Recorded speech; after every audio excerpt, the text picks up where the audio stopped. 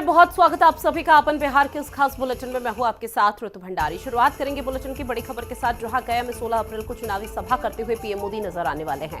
नवादा जमुई के बाद गया में भी पीएम मोदी की चुनावी जनसभा होगी, जहां बीजेपी के प्रत्याशी जीतन राम मांझी के पक्ष में वोट की अपील करते हुए प्रधानमंत्री नरेंद्र मोदी नजर आएंगे। तो बड़ी खबर आपकी टीवी स्क्रीन पर, जहां आपको ये बताते चले कि आगामी लोकसभा चुनाव के लिहाज से ये जो दौरे पीएम मोदी के इस वक्त हो रहे हैं बेहद खास और बेहद जरूरी हो जाते हैं। अपनी सियासी बिसात बिछाते हुए पीएम मोदी के साथ साथ तमाम जो बीजेपी के दिग्गज हैं वो इस वक्त नजर आ रहे हैं, और इसी के चलते एक बार फिर से बिहार का दौरा करते हुए प्रधानमंत्री नरेंद्र मोदी नजर आएंगे। नवादा और जमुई के बाद अब जीतन राम मांझी के पक्ष में वोट की अपील गया लोकसभा क्षेत्र से की जाएगी। ऐसे में गया लोकसभा क्षेत्र से में जब पीएम मोदी पहुंचेंगे तो लाजमी है कि एक अलग तरह की तस्वीरें सामने आनी है। कार्यकर्ताओं में भी यहां पर मूल मंत्र देते हुए नजर आएंगे, किस तरह की रणनीति धरातल पर बनानी है और क्या ऐसा करें और कैसे डबल इंजन सरकार की जो योजनाएं हैं वो यहां पर संचालित की जाए, किस तरह से यहां पर जन जन तक ये पहुंचाया जाए कि उन योजनाओं से किस तरह से लोगों को लाभ मिल रहा है और ये लाभ आने वाले समय में भी मिले। इस चीज को बरकरार करने के लिए लगातार अपनी जीत का दावा भी बीजेपी करती हुई नजर आ रही है।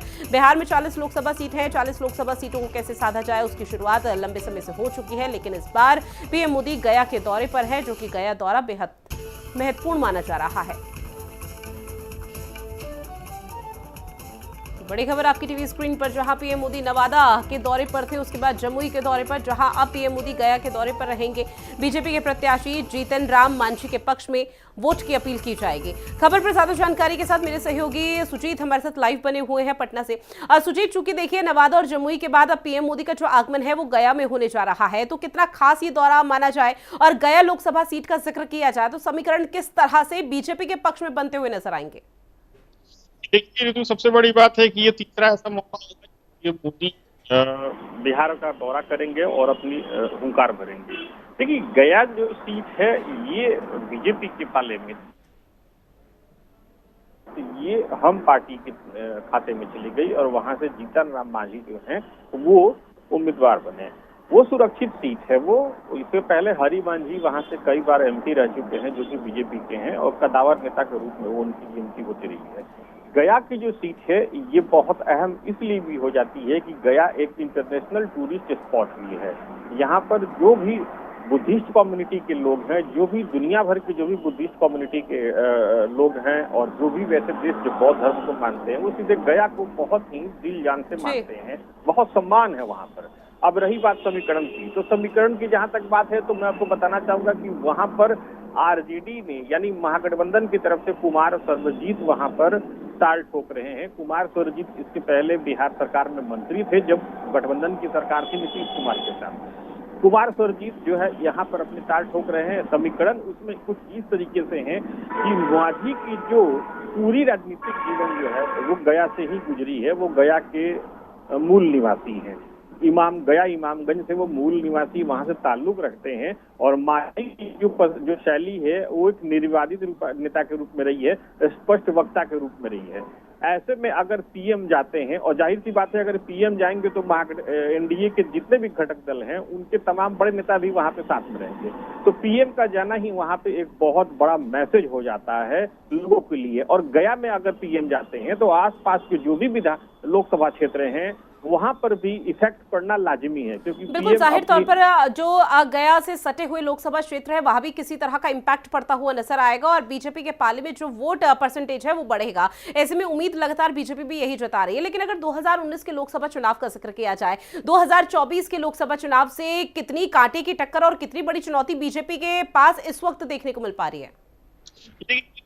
दावे तो करते हैं कि हमारे पक्ष में है, लेकिन अगर प्रचार की बात अगर देखी जाए, लोगों तक संपर्क कराने की बात अगर की जाए, तो इसमें एनडीए फिलहाल एक एज लेता हुआ नजर आ रहा है। एनडीए जो है बहुत ही इस तरह तरीके से अब सारे पॉलिटिकल रैली को कर रहा है, उन जगहों को कर रहा है बहुत ही अहम है। ये बात यदि मैं कहूँ कि तेजस्वी की भी हालांकि गया की चाकंद में चुनावी थी, जो महागठबंधन की तरफ से अपना जो पूरा दारोमदार आ रहे हैं, लेकिन महागठबंधन के साथ एक दिक्कत अभी भी ये है तेजस्वी के साथ जो अन्य घटक दल हैं, जैसे कि बिल्कुल, अब इंतजार फिलहाल प्रधानमंत्री नरेंद्र मोदी का हो रहा है। बने रहिए आप हमारे साथ, आगे और भी खबरें जिन पर आपसे अपडेट लेंगे। इस बीच एक और बड़ी खबर पटना से ही मिल रही है, जहां केंद्रीय गृह मंत्री अमित शाह एक विशाल रैली करते हुए नजर आने वाले हैं। गुरारू में चुनावी रैली करेंगे अमित शाह। 10 अप्रैल को गुरारू में रैली करते हुए नजर आएंगे केंद्रीय गृह मंत्री। आपको बता दें कि प्रधानमंत्री नरेंद्र मोदी एक तरफ लगातार कई राज्यों का दौरा कर रहे हैं, तो वहीं दूसरी तरफ केंद्रीय गृह मंत्री अमित शाह की तरफ से भी अपनी मौजूदगी आपको बता दें कि गुरारू में दर्ज कराई जाएगी। जब केंद्रीय गृह मंत्री अमित शाह का बिहार का दौरा होगा, तो निश्चित तौर पर तमाम तरह की तस्वीरें, कार्यकर्ताओं में खासा उत्साह और सुरक्षा के लिहाज से बेहद पुख्ता इंतजाम भी किए जाने हैं। ऐसे में गुरारू को भी इंतजार है केंद्रीय गृह मंत्री अमित शाह का, और ऐसे में गुरारू में जब चुनावी रैली होगी अमित शाह की, तो कई बड़े दावे वादे भी अमित शाह की तरफ से किए जा सकते हैं। 10 अप्रैल की वो तारीख निर्धारित की गई है, यानी कि कल वो दिन रहेगा जब केंद्रीय गृह मंत्री अमित शाह की जो मौजूदगी है, जो आगमन है, वो गुरारू लोकसभा सीट पर देखने को मिल पाएगा। और इसी को लेकर अपने वोट बैंक को मजबूत करते हुए केंद्रीय गृह मंत्री अमित शाह नजर आने वाले हैं, क्योंकि 19 अप्रैल को इन्हीं तमाम सीटों पर लोकसभा के चुनाव होने हैं। लोकतंत्र का महापर्व इन लोकसभा सीटों के जो मतदाता है वो मनाते हुए नजर आएंगे, और इंतजार फिलहाल केंद्रीय गृह मंत्री अमित शाह का है। एक बार फिर से रुक करेंगे सुजीत का, जो लगातार हमारे साथ लाइव बने हुए हैं। सुजीत, देखिए, एक तरफ प्रधानमंत्री नरेंद्र मोदी ताबड़तोड़ दौरे कर रहे हैं, वहीं दूसरी तरफ केंद्रीय गृह मंत्री अमित शाह की तरफ से भी अपनी मौजूदगी कई राज्यों में दर्ज कराई जा रही है। अब यहाँ पे केंद्रीय गृह मंत्री अमित शाह का कल दौरा है। इस दौरे को लेकर किस तरह की तैयारी अभी से देखने को मिल पा रही है? देखिए, बिल्कुल सही बात है। एनडीए पूरे तरीके से एकदम आक्रामक होकर अपनी रैली कर रहा है। उसी कड़ी में अमित शाह भी यहाँ पर आ रहे हैं। अमित शाह की जो शैली होती है, जो अपना संबोधन देते हैं, वो तो काफी आक्रामक रहते हैं और मुद्दों पे बात करते हैं। जहाँ तक तैयारी की बात है, तो गुरारू जो है ये भी गया लोकसभा क्षेत्र में ही पड़ता है। आप इस बात से अंदाजा लगा सकती हैं कि किस तरीके से एक भी नेता जो है एनडीए का, वो एक भी चीज को हल्के में नहीं ले रहा है। उसी गया में जहां पे पीएम भी आएंगे, और उसी गया में जहां केंद्रीय गृह मंत्री भी आ रहे हैं और अपने घटक दल के सहयोग के लिए आ रहे हैं, तो ये इस बात का अंदाजा लगाना कतई मुश्किल नहीं है कि वो हर एक चीज को कितनी गंभीरता से ले रहे हैं। क्योंकि एक तरफ जहां पीएम मोदी हैवी वेट नेता हैं एनडीए के, एक सर्वमान्य नेता है एनडीए के, वहीं पर अमित शाह भी एक हैवी वेट नेता हैं, और उनकी भी जो भी स्वीकार करने की जो क्षमता होती है एनडीए में, वो सब ऑलरेडी स्वीकार कर चुके हैं। अमित शाह जब यहाँ पे आएंगे तो निश्चित है वो राज्य सरकार के ऊपर हमला करेंगे, इसमें कहीं कोई शक नहीं है। जहां तक तैयारी की बात है, तो जो भी एनडीए के घटक दल हैं, वो अमित शाह की चुनावी सभा को लेकर के अभी तक तैयारी बिल्कुल सुजीत, निश्चित तौर पर जो यहाँ पर तैयारी है उसे अमली जामा पहनाने की कोशिश की जा रही है। अंतिम चरण पर फिलहाल तैयारियों को देखने को यहाँ पर मिल पा रही है, जो तस्वीरें सुबह से सामने आ पा रही है। लेकिन इस बीच अगर समझने की कोशिश करें बीजेपी कार्यकर्ताओं के बारे में, तो बीजेपी कार्यकर्ताओं में किस तरह का जो उत्साह है वो हाई देखने को मिल पा रहा है? बिल्कुल, बीजेपी के जो भी कार्यकर्ता, नेता या फिर स्थानीय स्तर के नेता हैं, वो बिल्कुल हाई जोश में, बस जो ये कहते हैं हाउ दो जोश, तो उनका जोश हाई है। आज मेरी जब उनसे बातचीत हो रही थी, तो उनका ये कहना था कि रैली, चुनावी सभा ज्यादा से ज्यादा सफल हो, इसके लिए हम लोग पूरी जी जान से लगे हुए हैं। क्योंकि केंद्रीय गृह मंत्री का आगमन है, और केंद्रीय गृह मंत्री जो हैं वो किस तरीके से अपनी बातों को रखेंगे, हमारी कोशिश यही है कि उन बातों को ज्यादा से ज्यादा लोगों तक पहुंचाया जाए, और ताकि लोग हमारे तरफ मोटिवेट हो, और चुनाव में जब मतदान का मौका आए तो हमारे पक्ष में मतदान करें। हालांकि देखिए, बिहार की जो सियासत रही है उसमें कई तरह के उतार चढ़ाव लगातार देखने को मिले हैं, लेकिन आने वाले समय में जब इन तमाम दिग्गजों का दौरा होगा, किस तरह की तस्वीर और तासीरें बिहार की बदलती हुई नजर आती है, देखना बेहद दिलचस्प है। बने रहिए आप हमारे साथ, आगे और भी खबरें जिन पर आपसे अपडेट लेंगे। वहीं बिहार में सीएम नीतीश कुमार का चुनावी कार्यक्रम भी आपको बता दें, क्योंकि आपको बता दें कि लगातार कई दिग्गजों के जो दौरे हैं इस वक्त बिहार में देखने को मिल पा रहे हैं। 12 अप्रैल की वो तारीख है जब औरंगाबाद में रोड शो करते हुए नीतीश कुमार नजर आएंगे। वहीं 13 अप्रैल को गया में रोड शो भी नीतीश कुमार की तरफ से किया जाएगा। गया में जीतन राम मांझी के पक्ष में वोट की अपील इस दौरान की जाएगी। उनके पक्ष में जो वोट बैंक है उसे मजबूत करने की कोशिश की जाएगी। औरंगाबाद का एक बार फिर से जिक्र किया जाए तो सुशील कुमार सिंह के पक्ष में रोड शो होगा। बीजेपी के प्रत्याशी हैं राम मांझी और सुशील कुमार सिंह, जिनके पक्ष में एक बार फिर से नीतीश कुमार मैदान में कूद पड़े हैं, और ऐसे में अपने अपने प्रत्याशियों के पक्ष में, यानी कि बीजेपी के जो प्रत्याशी हैं उनके पक्ष में वोट की अपील की जाएगी। और इसमें वोट बैंक को मजबूत करने की कोशिश की जाएगी। और ऐसे में तमाम वो मुद्दे हैं जिसको यहाँ पर गिनाते हुए विपक्ष तो नजर आ ही रहा है, लेकिन नीतीश कुमार की तरफ से भी यहाँ पर उन मुद्दों को रखा जाएगा कि अगर तीसरे टर्म में नरेंद्र मोदी प्रधानमंत्री के तौर पर रिपीट होते हैं तो निश्चित तौर पर उन मुद्दों को बखूबी उठाया जाएगा और वो मुद्दे पूरी तरह से यहाँ पर राहत देते हुए जनता को नजर आएंगे। एक बार फिर से रुख करेंगे सुजीत का, लगातार हमारे साथ लाइव बने हुए हैं। सुजीत, चूंकि देखिए लगातार दिग्गजों के जो दौरे हैं वो बिहार में देखने को मिल पा रहे हैं, इस बीच अगर सीएम नीतीश कुमार के प्लान का जिक्र किया जाए, स्केड्यूल का जिक्र किया जाए, तो अब वो भी एक विशाल रोड शो और जनसभा को करते हुए नजर आएंगे। दीदी तो बिल्कुल सही कहा आपने, और ये बहुत इंटरेस्टिंग है कि अपने पूरे राजनीतिक जीवन में पहला ऐसा मौका होगा संभवतः जब CM Nitish Kumar road show करेंगे। इसके पहले CM Nitish Kumar road show नहीं किए हैं, जहां तक मेरी जानकारी है, जहां तक मुझे याद है। इसके पहले सीएम नीतीश कुमार ने कभी भी रोड शो नहीं किया है। हालांकि वो चुनावी सभा करते रहे हैं और बहुत ही दमदार तरीके से करते रहे हैं।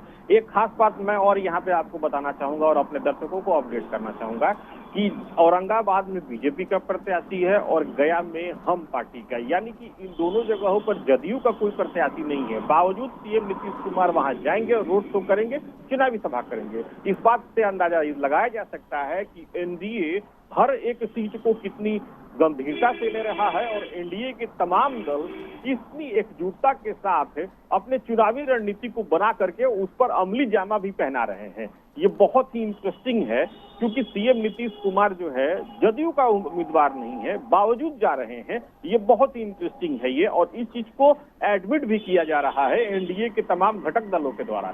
जी बिल्कुल, देखिए विशाल रोड शो, जनसभाएं यहाँ पर जेडीयू के जो नीतीश कुमार हैं वो करते हुए नजर आएंगे, जबकि आपने भी जिक्र किया कि वहां पर उनका कोई प्रत्याशी नहीं है, उसके बावजूद भी वो मैदान में उतरे। दूसरी तरफ इंडिया गठबंधन का जिक्र किया जाए, एक प्रेस कॉन्फ्रेंस साझा की जाती है और कहा जाता है कि भाई हम एकजुटता का संदेश दे रहे हैं, लेकिन जब नीतीश कुमार की मौजूदगी एनडीए गठबंधन के तहत वहां पर उनके प्रत्याशियों के पक्ष में देखने को मिलेगी, तो क्या ये मानकर चला जाए एकजुटता का संदेश एग्जैक्ट मतलब क्या होता है, उसके बारे में भी बताते हुए नजर आएंगे? जी देखिए, बिल्कुल सही बात है। जब CM Nitish Kumar road show करेंगे तो अपने आप में एक मैसेज है वो कि एकजुटता ये होती है जो एनडीए दिखा रही है। बिल्कुल, मैंने आपको कुछ देर पहले ही कहा था कि अभी थोड़ी देर पहले जब अभी हमारी बातचीत हो रही थी तो मैंने इस चीज को अपडेट किया था कि महागठबंधन में ये चीज अभी कहीं न कहीं अभी चूक दिख रही है। और इंडिया गठबंधन में कहीं ना कहीं सुजीत ये माइनस पॉइंट है, जिसकी वजह से वो तमाम तरह की जो रणनीति है वो बना तो रहे हैं, लेकिन कोई भी बड़ी सफलता हाथ लगती हुई नजर नहीं आ रही। जानकारी साझा की उसके लिए बहुत शुक्रिया आपका। बात अगली बड़ी खबर की, जहां चैत्र नवरात्र पर सीएम नीतीश ने एक ट्वीट किया है। एक्स पर उन्होंने पोस्ट कर शुभकामनाएं देशवासियों को दी, साथ ही प्रदेशवासियों के लिए उन्होंने कहा कि प्रदेशवासियों की खुशहाली की मैं कामना करता हूं। तो ये सोशल मीडिया प्लेटफॉर्म पर एक्स पर उन्होंने ट्वीट साझा किया है, जहां उन्होंने लिखा कि चैत्र नवरात्र के खास अवसर पर हार्दिक शुभकामनाएं, राज्य में सुख शांति और समृद्धि की कामना करता हूं।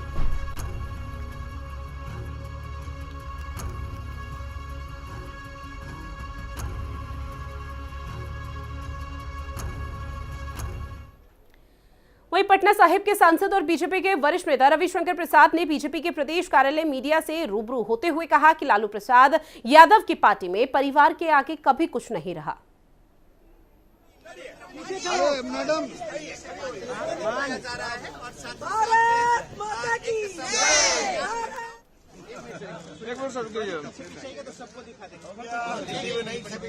सपना ही है सर। अरे मैडम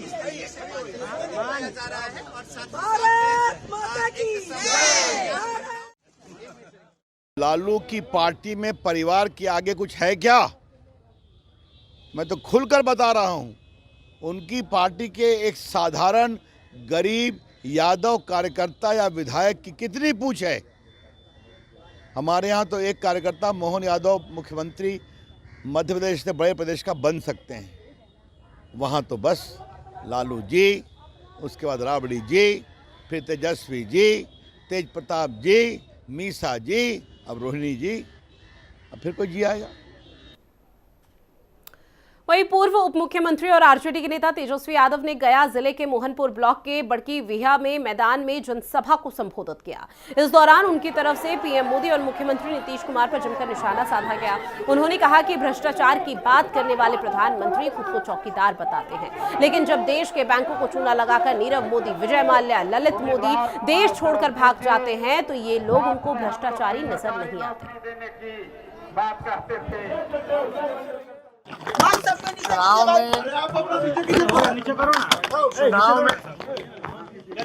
में सभी लोग आते हैं।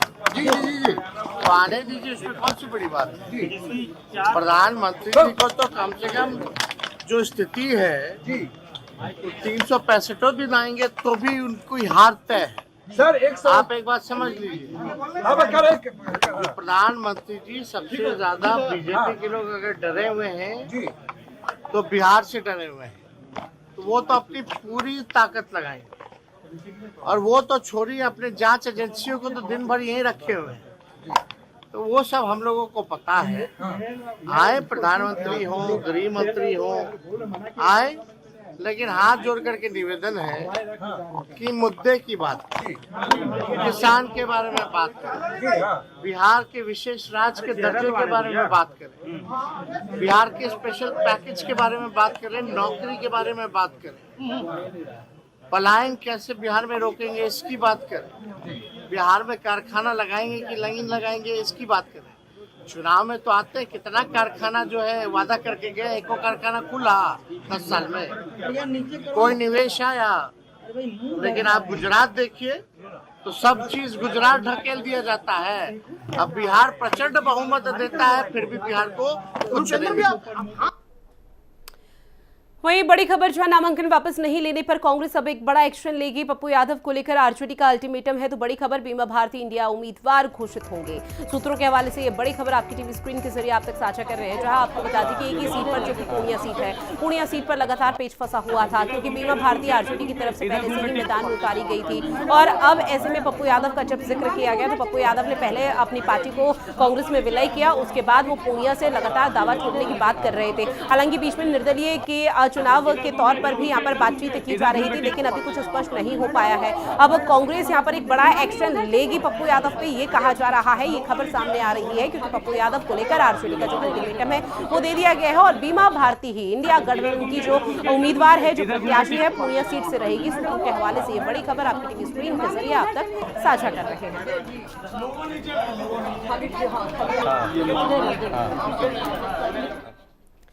वहीं पटना में बीजेपी ने रोहिणी आचार्य पर एक बड़ा निशाना साधा, जहां बीजेपी मीडिया सेंटर में आयोजित एक प्रेस कॉन्फ्रेंस के दौरान बीजेपी की प्रदेश प्रवक्ता सुहेली मेहता ने रोहिणी आचार्य पर निशाना साधा और कहा कि रोहिणी आचार्य क्रेज बटोरने की कोशिश हमेशा करती रहती है।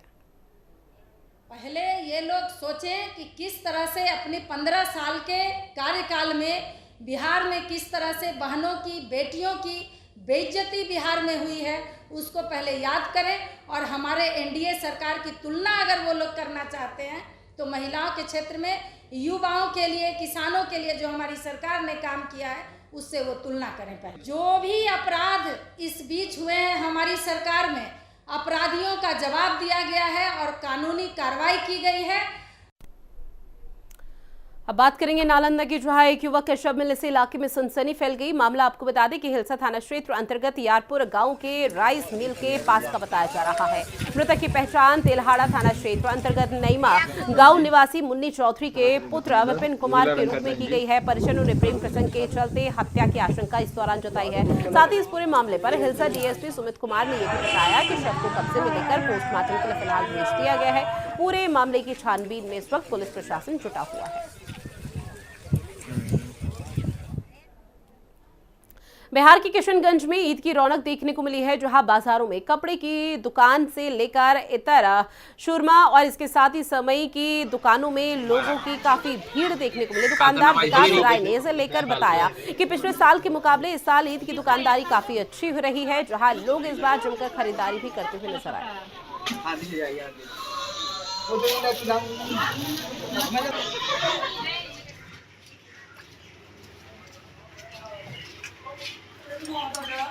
शांतिपूर्वक आदमी कपड़ा ले रहे हैं। कपड़ा इतना महंगा नहीं है, ठीक है, क्वालिटी के हिसाब से ठीक है, जो सस्ता है तो सस्ता में, जो महंगा है क्वालिटी के हिसाब से बेचना पड़ता है। इस साल ज़्यादा है अगले साल से। मकई कोई आदमी का हाथ में सर पैसा है, बाहर से घर में तो पैसा नहीं है खेती बाड़ी का, लेकिन अभी सबका बच्चा बाहर में रहता है, पैसा बेच रहा है, कपड़ा ले रहा है ज़्यादा। तो दामाल बड़ी हाट में लेडीज़ लोग आके ले रही कपड़ा। 2024 का रमज़ान ख़त्म होने पे है और ईद सामने में है, 2 दिन बाद बचा है ईद के लिए। और इस बार ईद के लिए तो लोग बहुत ज़ोर शोर से मार्केट आ रहे हैं, सामान वगैरह खरीद रहे हैं। लोग बाग अपने बच्चे के लिए, परिवार के लिए कपड़े वगैरह खरीद रहे हैं। बाकी हम लोग जो है समैया, रोटियां, किराना दुकान का सामान, ये काफ़ी ज़ोर शोर से बिक रहा है। ईद लास्ट पे है, सामने है। तो देखिए ईद को लेकर किस तरह की रौनक देखने को मिल पा रही है बाजारों में, क्योंकि लोग बढ़ चढ़कर खरीदारी कर रहे हैं। दुकानों में जो व्यापारी वर्ग है उनको भी, उनके चेहरों पे भी अब खुशी की जो लहर है वो देखने को मिल पा रही है। और इसके चलते आपको बता दें कि कई ऐसे सामान हैं जिसको लेकर बिक्री हुई है।